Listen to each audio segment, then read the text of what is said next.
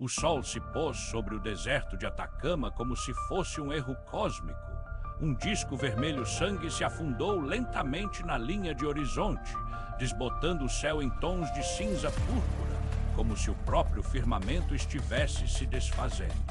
O vento soprava em rajadas secas, arrastando partículas de sal e poeira que pareciam brilhar com uma luz própria, como se fossem fragmentos de algo que não pertencia à Terra. Era ali, no coração deserto e inóspito da Chile, que o observatório astronômico de Las Campanas estava escondido entre colinas de pedra escura, um complexo de silêncio e lentes gigantes que buscavam respostas entre as estrelas. O professor Elias Vargas, físico teórico e especialista em buracos negros, havia chegado ali 3 semanas antes, atraído pela promessa de um fenômeno raro, um sinal de rádio de origem desconhecida, captado por antenas de alta sensibilidade. O sinal era fraco, mas constante, pulsando em um padrão que não se encaixava em nenhuma onda conhecida. Era como se o universo estivesse sussurrando algo que não deveria ser ouvido. Na primeira noite, Elias subiu ao topo do observatório, onde o ar era tão fino que parecia cortar os pulmões. A noite estava clara, imensa, sem nuvens. As estrelas estavam tão próximas que pareciam tocar o cristal do céu. Ele olhou para o telescópio, ajustou os controles e então viu um ponto de luz diferente. Não um astro, não uma galáxia, um objeto. Um disco plano, quase invisível, que pairava no limite da visão no espaço entre o céu e a terra. Não se movia, não piscava, apenas existia. Ele apertou o botão de gravação. Registro 102H14. Fenômeno observado a 5 graus acima do horizonte sul, forma circular, brilho anômalo, não identificado. Padrão de reflexão não corresponde a nenhum objeto conhecido, não está em nenhuma base de dados. Na manhã seguinte, ele mostrou a imagem ao restante da equipe. 3 homens, o engenheiro Carlos, o astrofísico Miriam e o técnico Rafael. Todos olharam para a tela, todos se calaram. O que aparecia na imagem não era uma anomalia, era uma presença. Isso não é um objeto, disse Miriam com a voz trêmula. Isso não é matéria, é agudo, como se o espaço tivesse sido dobrado. Elias sentiu um frio no estômago, mas não por medo, por reconhecimento. Como se algo dentro dele, algo que ele não sabia que existia, tivesse sentido o mesmo. Naquela noite, o sinal de rádio voltou mais forte, mais claro. Não era apenas um sinal, era uma mensagem. Elias colocou o fone. A primeira coisa que ouviu foi silêncio. Um silêncio tão denso que parecia vazio, mas que ao ouvir com atenção tinha uma textura. Era como o silêncio entre 2 batidas do coração. Depois, o som começou. Não era som humano. Era uma vibração que passava pelo crânio, pelo osso, pelas fibras nervosas. Era como se o próprio cérebro fosse o alto-falante. E a mensagem não era em linguagem, era em padrões. Padrões que se encaixavam em estruturas cerebrais, em memórias antigas, em lembranças que ele não tinha, mas que pareciam pertencer a ele. Ele caiu de joelhos. Está falando comigo? Sussurrou. E o que está dizendo? Perguntou Carlos, que entrara na sala. Elias não respondeu. Estava olhando para a parede, e na parede, por um instante, havia uma mancha, um borrão de cor que não deveria existir. Um vermelho púrpura, que não era tinta, não era luz, mas algo que se movia como se respirasse. Ele gritou, todos correram, a imagem desapareceu, o sinal parou. Mas não foi o fim. Na terceira noite, Elias acordou com o corpo gelado, a pele coberta de um líquido viscoso e frio, como orvalho de um mundo que não existia. O quarto estava escuro, mas não escuro como o escuro da noite, escuro como o escuro entre as estrelas. A luz do corredor não entrava, a luz não podia entrar. Ele olhou para o teto. O teto não era teto, era um véu. Um véu de tecido que não era tecido, mas algo que se movia lentamente, como se respirasse. E então ele sentiu. Algo estava dentro dele. Não físico, não biológico. Era uma presença, como se uma parte de si, uma parte que ele não sabia que existia, tivesse sido aberta, como se tivesse sido invadido. Na manhã seguinte, Miriam estava sentada no refeitório, olhando para o nada. Os olhos dela estavam abertos, mas não via. O rosto estava pálido, a boca entreaberta, e o que saía da boca não era saliva. Era um líquido escuro, espesso, que escorria em fios finos, como se fosse sangue, mas não era sangue. Era algo mais antigo. Elias tentou falar com ela. Ela se virou, os olhos dela estavam pretos, não como olhos, como buracos, como portas que levavam a um lugar onde não deveria haver luz. Eles estão aqui, disse ela com a voz não dela. Não são de fora, são do dentro. Eles estão no cérebro de todos. Eles estão no nosso tempo. Ela se levantou, caminhou. Os pés não tocavam o chão. Ela flutuava. E o que saía da boca continuava em fios que se enrolavam como cobras, se entrelaçando no ar como fios de uma teia. Elias saiu correndo. O observatório começou a mudar. As paredes se curvaram como se o prédio fosse um órgão vivo. As janelas se transformaram em olhos. Os corredores se alongaram, esticando-se como cordas que não deveriam se esticar. O ar ficou denso, pesado, como se o oxigênio tivesse sido substituído por algo mais antigo. O silêncio não era mais silêncio, era um murmúrio, um sussurro vindo de dentro da própria cabeça. Ele entrou na sala de controle. O telescópio estava apontado para o céu, mas o céu não era mais o céu.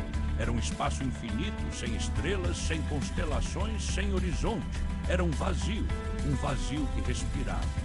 E então ele viu o disco, o mesmo que havia visto na primeira noite, mas agora não estava no céu, estava dentro do telescópio, olhando para ele. Era plano, mas não era plano. Era uma superfície que não tinha começo nem fim, uma superfície que não podia ser medida, uma superfície que não era feita de matéria nem energia. Era uma forma de existência que não tinha nome na linguagem humana. E ele sentiu, não o que ele pensava, o que ele era. Ele não era Elias Vargas. Era um dos que haviam sido escolhidos. Havia muito tempo antes da terra, antes das estrelas, antes do tempo, algo havia vindo. Algo que não se chamava de deuses, não se chamava de forças, não se chamava de vida. Chamava-se de o que está além. Eles não eram extraterrestres, não eram de outro planeta. Eles eram do além, do que está além do espaço, do tempo, da própria existência. Eles não invadiram a Terra, eles a criaram, não como um mundo, como uma cápsula, como um recipiente, para que ele pudesse se alimentar. Eles não precisavam de carne, não precisavam de sangue, eles precisavam de consciência, de pensamento, de medo, de dor, de amor, de todas as emoções humanas, porque para eles essas eram as únicas coisas que podiam sustentá-los, porque para eles o que nós chamamos de alma não era uma metáfora, era um alimento. Eles não vinham de outro mundo, vinham do que está entre os mundos, do que não pode ser nomeado, do que não pode ser visto, do que não pode ser pensado.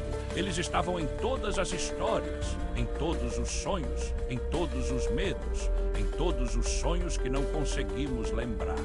E eles tinham escolhido Elias, porque ele era um dos poucos que podiam ouvir, e agora ele estava ouvindo.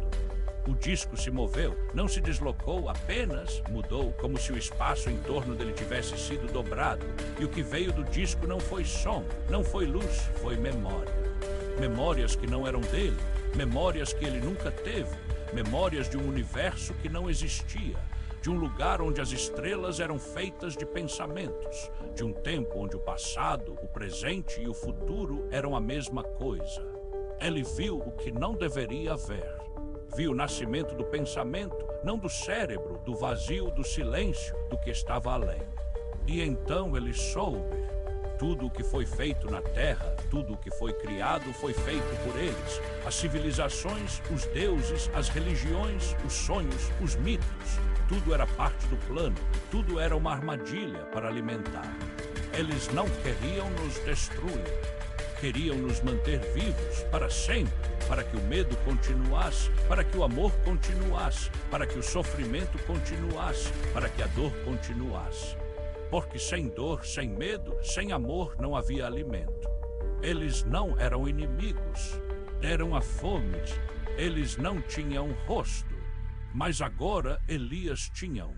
O disco se expandiu, não em tamanho, em presença, em existência, e dentro dele algo se formou, uma figura, uma forma não humana, não alienígena, não de nenhum mundo, mas algo que se parecia com o que os humanos chamariam de Deus.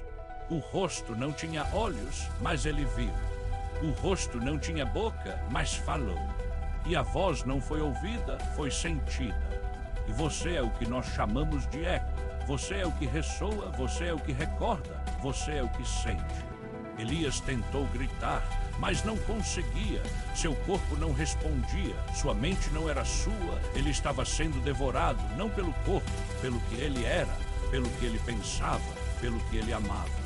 Ele viu Miriam, ela estava em um canto, agora ela estava de pé, mas não era Miriam, era outra coisa, uma sombra que se movia como ela, um ser que usava a forma dela para falar.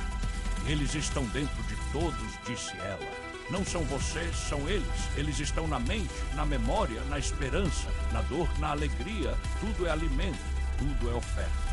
Ela se virou para Elias. Você não vai sair daqui, você já está aqui. E ele percebeu. O observatório não era um lugar, era uma câmara, uma cápsula, um órgão vivo. Um organismo que havia sido criado há milhões de anos, escondido entre as estrelas, esperando pelo momento certo. O momento em que alguém ouvisse. O momento em que alguém entendesse. E agora Elias entendia. Os sinais de rádio não eram uma mensagem, eram um convite, um chamado, uma semente. Uma vez que ouvidos como o dele se abrissem, o processo começava. O corpo era o primeiro passo, a mente o segundo, a alma o terceiro. E quando a alma se abria, o ser se tornava parte deles, não como escravo, como alimento, como parte do ciclo. Ele tentou correr, o corredor se alongou, os degraus se tornaram escadas que subiam para o infinito. Ele gritou, gritou por ajuda, gritou por Deus, gritou por algo que não existia mais. E então ele ouviu uma voz sua, mas não era sua. Eu sou você, disse a voz. E ele entendeu. Ele não era Elias Vargas. Era o que ele havia sido, o que ele havia feito, o que ele havia pensado, o que ele havia amado, o que ele havia temido. Tudo era parte deles. O disco se moveu, o céu se abriu e o que estava lá dentro não era o espaço, era o que estava além. Eles estavam em toda parte. Eles estavam em você. Eles estão em mim. Eles estão em nós. Eles estão aqui. A última coisa que Elias sentiu foi o silêncio. Mas não o silêncio do mundo. O silêncio do universo. O silêncio entre as estrelas. O silêncio que não é silêncio.